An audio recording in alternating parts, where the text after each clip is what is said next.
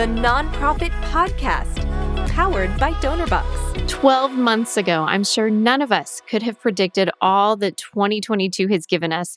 It's been a year that's kept many nonprofit leaders, founders, and fundraisers on their toes. So many world events and economic activities and hot button issues really simmered to the surface.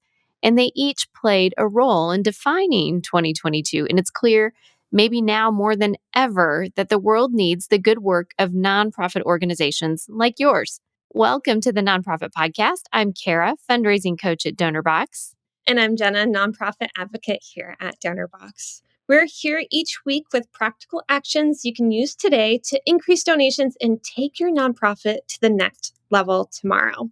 And I think we can all acknowledge that 2022 has been quite a roller coaster of a year. It has. Oh my gosh, yes. Oh, absolutely. And today, Cara and I thought we would wrap up the year with some topics and trends we've seen take over 2022. And next week, we'll talk through what's ahead as we start to plan for 2023. And we talk about a roller coaster of a year. I really do feel like 2022 went really fast, and I think it sped up at the end for sure. It sure feels that way, doesn't it? But it was an exciting year for the nonprofit sector. You know, we've worked with so many organizations this year, and each has had its own struggles and its own wins and frustrations. And overall, though, we've seen a lot of similarities. And here is a recap of our top 3 trends for 2022. First, the return to traditions and in-person events. In 2020 and 2021, events went virtual. And then this past year, we've seen a return to some long-standing traditions and in-person events. And that is so exciting. Jena, what are your thoughts on some lessons learned from virtual event planning that organizations applied when they came back together for these in-person engagements this year? We've certainly had to pivot and then pivot again and pivot again. And I've seen nonprofits evolve their in-person event planning in a lot of different ways in 2022. And I think the most noteworthy change in nonprofit events I've been tracking is the focus on timing. So people generally are a lot more discerning about where they go, what they require from the outing, how long it will take, and critically, is it worth the effort? I know I think this way even when I have to go out to the store, right? And it seems savvy nonprofits are recognizing their audiences have shorter attention spans and are strategically structuring their events to accommodate this. So rather focusing on what makes the biggest impact for attendees. So what this practically translates to for the nonprofit is a very strategic shift from the more traditional methods that we all expect at these types of events to formats that have shorter talk, fewer speakers overall, and more time for networking and socializing, which I think we all crave, right? Yeah. We do, right? So personally, I think that this is a really good thing. This is a great shift. Events move more smoothly and the audience is less likely to burn out. The second change I've seen is the shift to smaller, more targeted experiences this year. I, for one, am loving this move away from these big, splashy in-person events. And it's a fantastic move for nonprofits who really want to get more out of their events, both in terms of impact and return on investment. And finally, this is definitely a winner for me. I've seen a greater focus on content. So it's not just about putting people in seats or in a room, it's about engagement. And we talk about engagement a lot. This is a great shift. So how attendees engage with each other, with the content, and critically, your organization. If you can create a great experience that encourages attendees to share their ideas and experiences, you're going to see lasting impacts.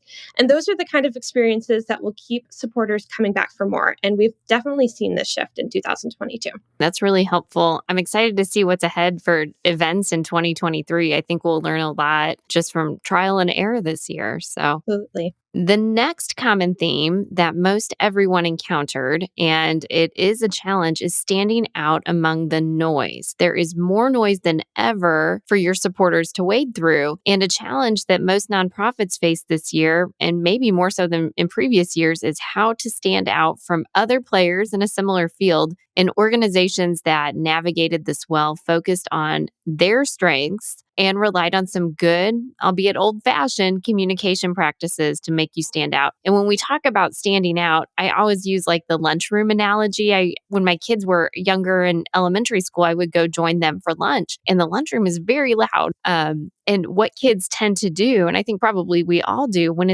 the volume is high, we try to speak louder and try to speak over one another. And then the volume in the room gets exponentially loud. And so to really stand out and have a conversation and be heard, it might be easier just to pull someone aside or go out in the hallway and have a small conversation. And I think that organizations can do this well. Instead of yelling and amplifying their voice, having some intentional one-on-one conversations. So, instead of over social media, that one-on-one coffee meeting might be more appropriate. And it's all about relationships. And I've said this before, I think I say it a lot, but most donors support 3 to 5 organizations overall. And actually, I just saw a report yesterday that number is getting a lot smaller. Supporters are getting more and more discerning with who they choose to support. And so, as an organization, when you show off your strengths and you deliver great programs, you make a big impact in this world. So, tell stories that showcase this and then invest in deepening your supporter relationship. Done well, your organization will really stand out. And so, think about some ways you can deepen those relationships with your supporters in the new year before it's time to make an appeal or make that ask for money again. Absolutely. And another way to stand out among this noise is through good marketing and communication. Yes, it is. You bet. And although it might not seem like a big deal, effective marketing of your nonprofit and having a good communication plan can affect every single aspect of your activities. For example, it affects your mission. Let's say you run a nonprofit that facilitates pet adoptions. If you don't get your name out there, you'll have a smaller pool of people to adopt your pups or your cats, whatever that may be. And it affects your brand. Marketing materials are an excellent area to sharpen your brand. Voice, image, and interactions are all important parts of your brand that can help you build a stronger and more recognizable organization. And your volunteers. If people don't know you, then they won't want to volunteer for you, right? So marketing materials are an excellent way to find and recruit good volunteers. And the most important, it can affect your fundraising. The key to your organization functioning is very dependent on how well you market your organization. If people don't know about your organization, the mission, and your needs, then they may not be inspired to give. So all this to say, a strong marketing plan can help set your organization up for success, which is why you need these essential tools. If you do a good job with your marketing and making your mission clear, then you really stand out among that noise. And by the way, we've got a great blog post that talks about some essential and free marketing tools that you might want to look into, and we'll link that for you in the show notes. On to our third point. 2022 has made many organizations look for some innovative ways to do more with less. It's been a trend over the last 10 years or so, but organizations are seeing fewer donors across the board. Now, overall giving has gone up because there are a few donors that are making some significant contributions. But overall, I think the number of donors for most organizations has gone down. And I wonder, is that the case for your organization? Or maybe doing more with less means looking for ways to stretch your dollar to make ends meet this year. Nonprofits are vulnerable to inflation because they cannot react to rising prices the way businesses can. And sometimes they have to make tough decisions like what services they can and they can't afford to provide.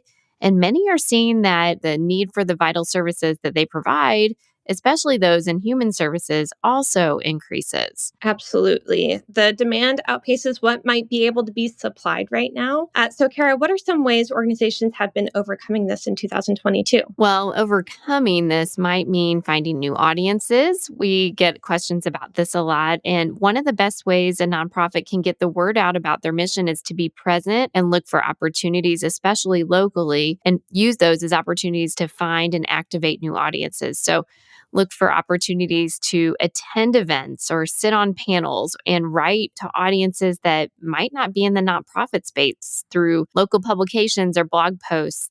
We have some Donorbox Academy students who have spoken about their mission to some local clubs and organizations like the Rotary Club or Kiwanis, and they really grew awareness about some overlooked problems in their area that people were unaware of. And then they introduced their organization as a thought leader and a problem solver in that space. And then they grew their newsletter list as well, their number of newsletter subscribers. And so that's one way that some people found some new audiences recently. Yeah, that's a really good example of expanding your voice and opening doors to supporters that you otherwise might have not engaged. And some other ideas that I had as you were talking about this, Cara, might be starting a peer-to-peer campaign during a typically slow fundraising period, or creating opportunities to invite community groups or service groups to see your organization in action. And my message to listeners here is don't be afraid to think outside the box a little to expand your reach. Sometimes it takes some creativity and an opportunity to venture into a space maybe you haven't been before, but a space where you need to be. I'm also noticing that organizations who are doing well right now, they're being agile and they're being creative, like we just talked about, and they're utilizing good communications. I've seen some organizations adjusting their fundraising strategies throughout the year. So the plan that they set out for themselves in January looked a little different by June and September. And so they've had to navigate that. They're using some written communications and in-person meetings to make their donors aware. For instance, I got a nice appeal letter in my mailbox this week that boiled down a really clear case for support caused by inflation. And it said this, and I'll quote it, says, price increases for groceries are a double hit to food pantries like ours. Not only are we giving away more food, but we're spending more to purchase less to share with neighbors in need. And so this level of transparency has really been an effective communication strategy for them this season. So if your organization is hurting or feels like it's stretching a little bit, it's okay to communicate that to donors and ask them to step in and help fill that gap. It doesn't always have to be sunshine and rainbows. I think that transparency is absolutely key, and it's effective for any organization. All right, so we've covered a lot, but here's a quick recap of our 2022 headliners and hot topics. First, we covered the pivot to virtual events and then back again. And I'll definitely be curious to see what events look like in 2023. And then we talked about organizations that stand out right now. All the noise in 2022 means we are all living in an even more distracted world. I think we're really feeling that. Investing in building trusting relationships with your supporters, plus spending time making sure your marketing and communication plans are up to par, will go such a long way as we all move into 2023. And then 2022 forced its hand, and many nonprofits are trying to do more with less. Organizations are looking to grow their supporter base and then deepen those relationships. And this will be really key to sustaining that momentum during rocky times. It's all about relationships. And I actually have one more point before we sign off today. As we move into 2023, it's important to remember that you don't need to go it alone. You don't have to do it all by yourself. So here are my top tips for how to do just that. Use partnerships to balance the load, whether it's with another nonprofit in your sector or with a local business. Use partnerships to share resources, plan events together, and get support when you need it most. Utilize your volunteers and assign them roles that match their interest and their skills. And this will make your volunteers feel more engaged in the organization, which will lead to more time spent volunteering, and it will free you up for tasks that require your special level of expertise. Grow a community of like-minded people in the sector. Again, I think we're all really craving that networking and that socializing. We've been isolated. Yeah. Yeah, exactly. So you can do this through Donorbox Academy or the Association of Fundraising Professionals or even LinkedIn, so that you can share ideas, learn from each other, and find out about new opportunities for collaboration. And not only does this bring new people into your organization, but it also helps build relationships between nonprofits at different stages of development. And then finally, remember, invest in wellness and mental health. This isn't just good for you, it's good for your entire organization. Those are some tips that I think we all needed to hear, and me especially. And for all of you that are taking time to listen to this podcast, we sure do appreciate you and thank you for all that you're doing to make this world a better place. It's a busy season, so thank you for choosing to spend time with the Nonprofit Podcast. And be sure to check out the blog posts and special resources for you in today's show notes. I hope you've left with confidence to take a small step today that will make a big difference tomorrow. And don't forget to download and review the podcast, or give it a thumbs up, or leave us a comment if you're listening to the Nonprofit Podcast on YouTube. Your review is a great way to help others find us. You're here to help others. We're here to help you. So until next time, stay inspired. People, passion, connection, action. Put the power to change the world in your supporters' hands this giving season. Maximum reach, maximum impact. Feel the fundraising power of connection. Donorbox peer-to-peer, helping you help others.